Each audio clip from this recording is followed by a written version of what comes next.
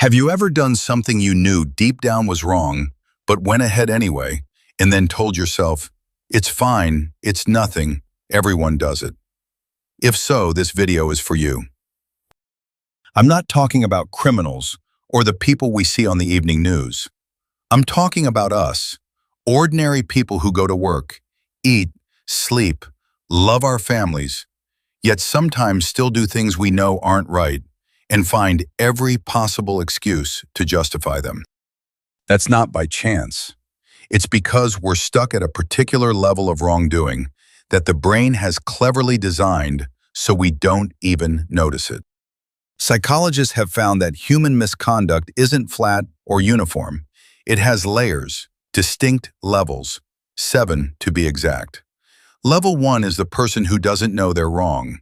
Level 7 is the person who harms others simply because they enjoy it. But level 2, the level most of us live in every day, is dangerous in a completely different way because it looks almost identical to normal behavior. Level 1, ignorance, not knowing you're wrong. In 1994, in a small village in Rwanda, a man named Adalbert led his neighbors into a church and locked the doors. Inside were more than 300 people. He did not think he was doing something evil. He believed he was protecting his community, following what the radio repeated all day, fulfilling his duty as a good man in that society at the time.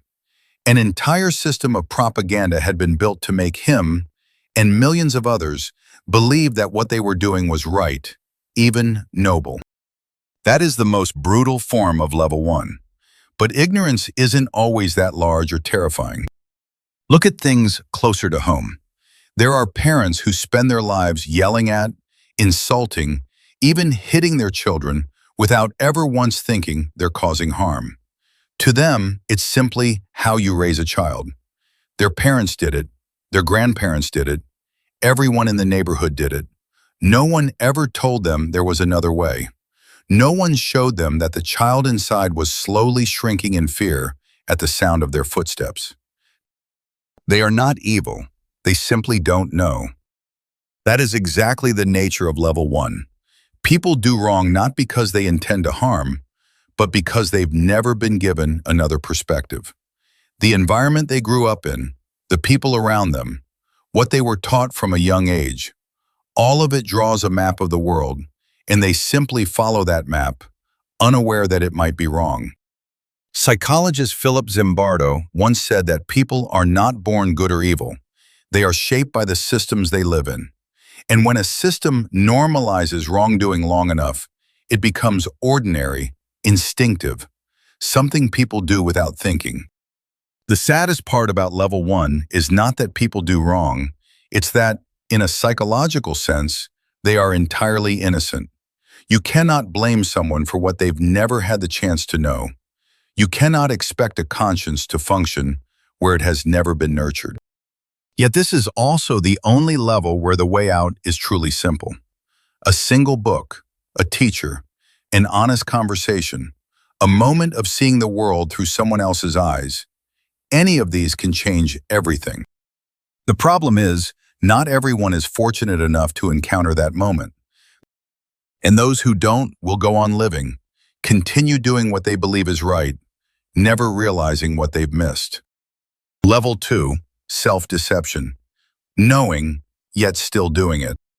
There's a famous psychology experiment whose results many people find hard to accept. Participants were given a test, then asked to grade themselves in a private room with no supervision. The result? Nearly 70% cheated, giving themselves higher scores than they actually earned. But when asked afterward, most of them firmly insisted they hadn't cheated at all. They weren't lying to the interviewer. They truly believed it. This isn't a story about lying.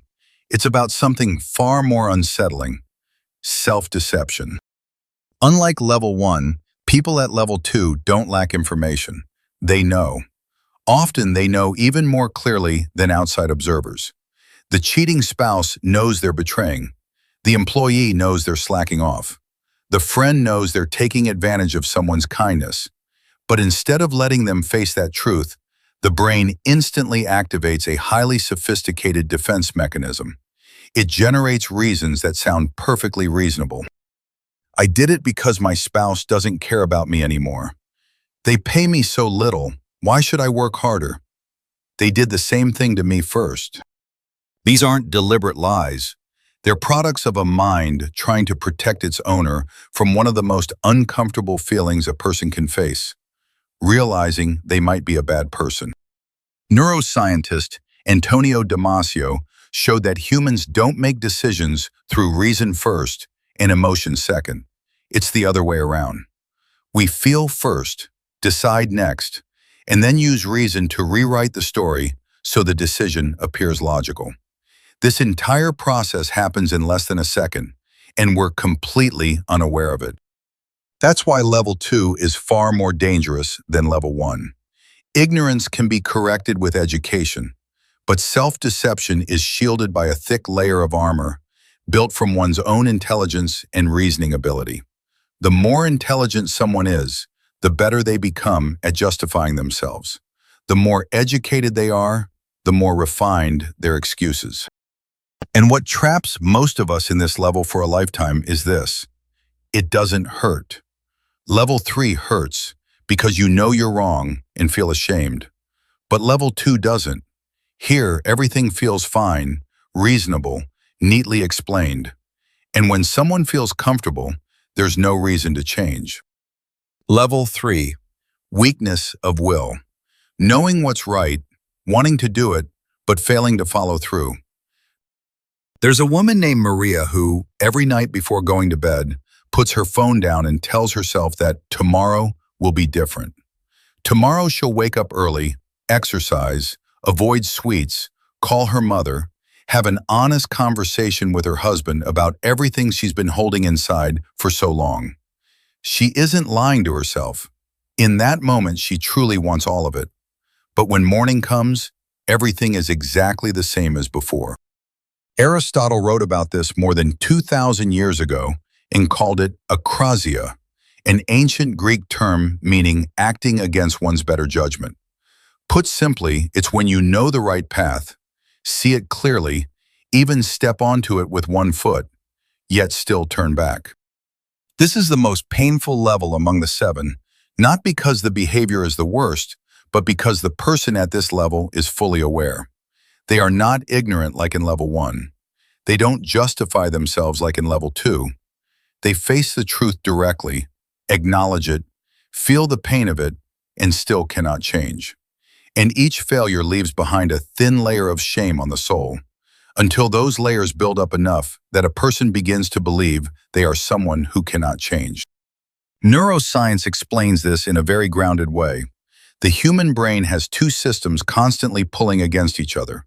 The prefrontal cortex is responsible for reason, long-term planning, and what we call wise decisions. The limbic system, far older, governs immediate emotions, cravings, and anything that brings instant pleasure. When these 2 systems conflict, the older brain often wins because it has been trained through millions of years of evolution, while our rational mind is relatively new and easily fatigued. That's why willpower alone is never enough. People often say, you just need more determination, but that unintentionally places blame on the individual. If pure willpower were enough, millions would have quit smoking, left toxic relationships, and followed through on the promises they make to themselves every night before sleep. The truth is, willpower is like a muscle. It grows stronger when trained properly, and it gets exhausted when overused without support from the surrounding environment. People at this level don't need judgment. They need to redesign their lives, change their environment, build small habits, find accountability, create physical barriers between themselves and temptation. Because sometimes knowing what's right isn't enough. And admitting that isn't weakness. It's the first real step toward change. Level 4, moral indifference. No longer caring about right or wrong. In 1964, in New York City, a woman named Kitty Genovese was attacked outside her apartment. The assault lasted more than 30 minutes. At least a dozen neighbors heard her cries for help from their windows. No one called the police. No one came down to help. They weren't evil people taking pleasure in someone else's suffering. They simply did nothing. And Kitty Genovese died. Psychologists later called this the bystander effect. But what they were really describing is the most common face of level 4, moral indifference. Unlike the earlier levels, people at level 4 don't necessarily do anything wrong. Their wrongdoing lies in their inaction. They see something wrong happening and choose to look away. Not because they don't know, not because they're justifying it, not because they lack willpower, but because they've reached a point in life where the question of right and wrong no longer stirs anything inside them. What's striking is that most people at this level weren't always indifferent. Many of them once had a strong moral compass. They cared, they spoke up, they tried to make a difference. But over time, they were hurt, betrayed, disappointed, so many times that their brain eventually concluded that caring only leads to pain and exhaustion. Psychologist Martin Seligman called this state learned helplessness. When a being is placed in a painful situation where every attempt to escape fails, it eventually stops trying, even when the door is later left open. Humans are no different. After enough failed attempts to do the right thing, enough times speaking up only to be isolated, enough moments of trust met with betrayal, people learn that it's safer not to care. And modern society is producing level 4 at an unprecedented rate. The constant stream of negative information on social media, global problems too vast for any individual to feel impactful, the exhaustion of living in highly competitive and distrustful environments, all of these gradually erode the capacity to care in millions of people. The danger of level 4 isn't in what people do. It's in the void their indifference leaves behind. A void that wrongdoing will inevitably fill if no one cares enough to stop it.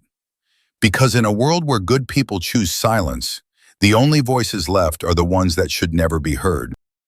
Level 5, calculated self-interest, doing wrong because it pays. In 2001, senior executives at Enron sat in boardrooms knowing exactly what they were doing. They knew tens of thousands of employees were using their life savings to buy company stock, trusting numbers that had been fabricated by the very people presenting them. They knew that when the truth came out, those families would lose everything. They didn't justify it to themselves or pretend they were doing good. They simply calculated that their gains outweighed the cost others would bear, and they continued. That is the essence of level 5. There is no blindness of level 1, no layer of self-justification like level 2, no painful inner conflict like level 3. Here, everything is seen clearly, coldly, and decisions are made through a simple equation. What do I gain? What do they lose? And is that ratio acceptable to me? What makes this level especially dangerous is how well it hides. People here don't look like villains. In fact, many are charming, successful, and widely respected. They know exactly when to appear kind, when to show empathy, when to say what others want to hear. Their kindness isn't genuine feeling. It's a tool, and they use it skillfully. Psychologist Robert Hare, who spent his career studying manipulative personalities, found that people at this level often have high cognitive empathy. They understand very well what others are feeling, but they lack emotional empathy entirely, meaning that understanding creates no moral constraint. They read other people's pain like a map, only to choose the most advantageous route. What's more unsettling is that this level doesn't exist only in large corporations or among professional con artists. It appears in our closest relationships. The friend who shows up when they need something, but disappears when you're struggling.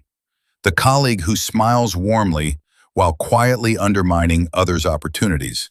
The partner who says all the right things at the right time, not out of love, but to keep you around a little longer.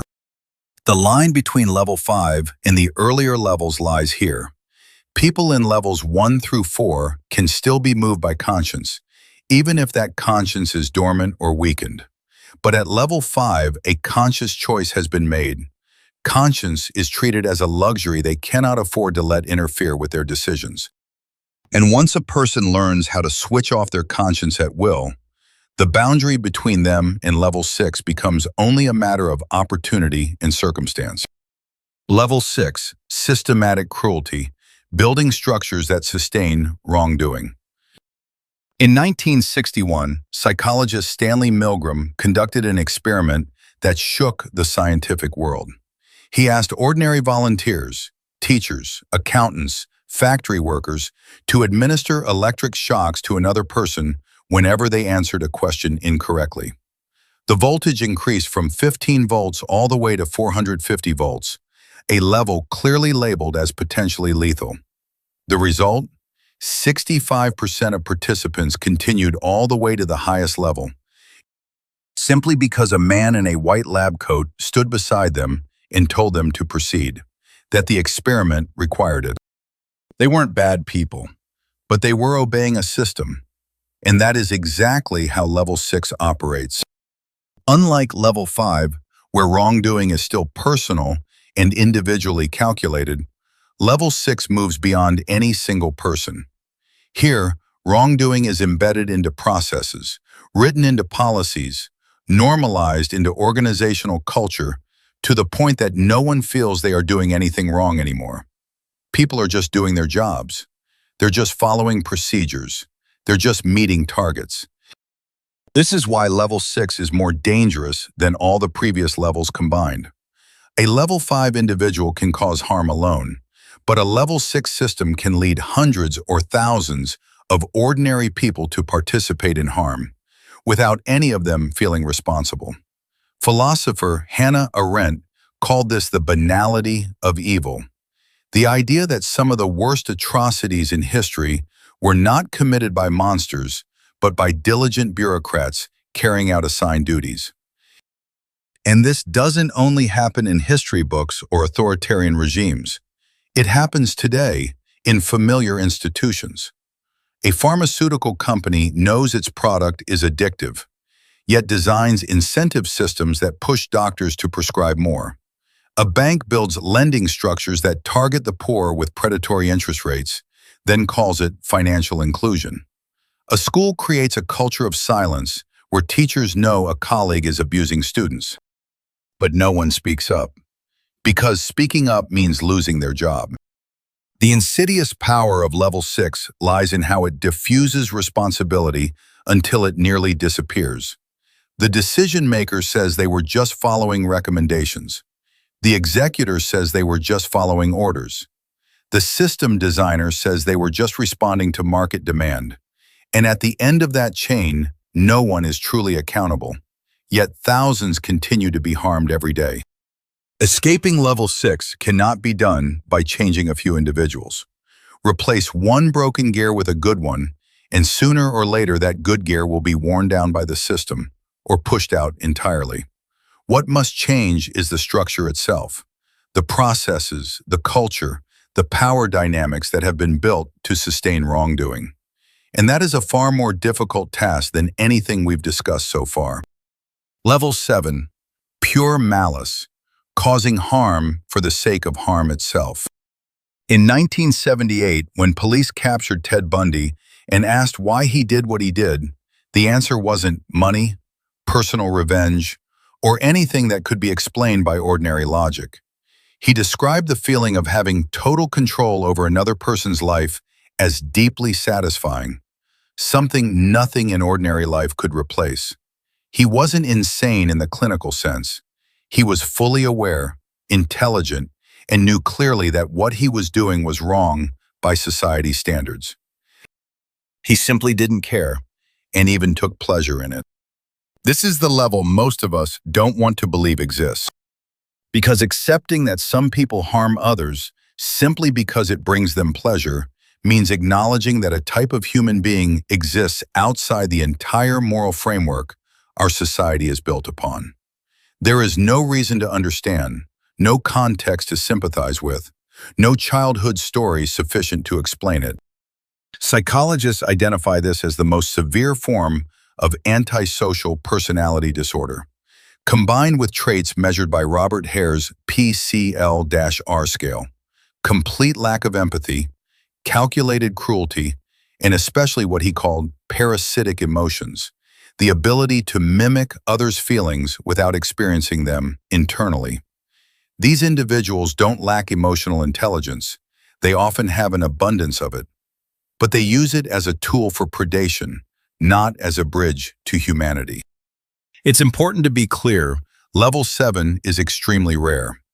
Research estimates that only about 1 to 4% of the population exhibit traits approaching this level, and among them, only a small fraction actually act on those impulses in harmful ways.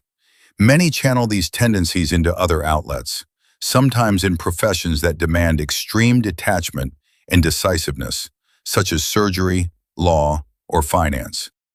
But the reason we need to understand this level isn't to live in fear or to hunt for monsters in everyday life. It's because its existence reminds us of something essential. Not all wrongdoing can be healed through education. Not all harmful individuals are waiting to be understood, and your kindness is not always a sufficient defense against every kind of person. There are people for whom the kindest thing you can do for yourself is to recognize them early and walk away without looking back.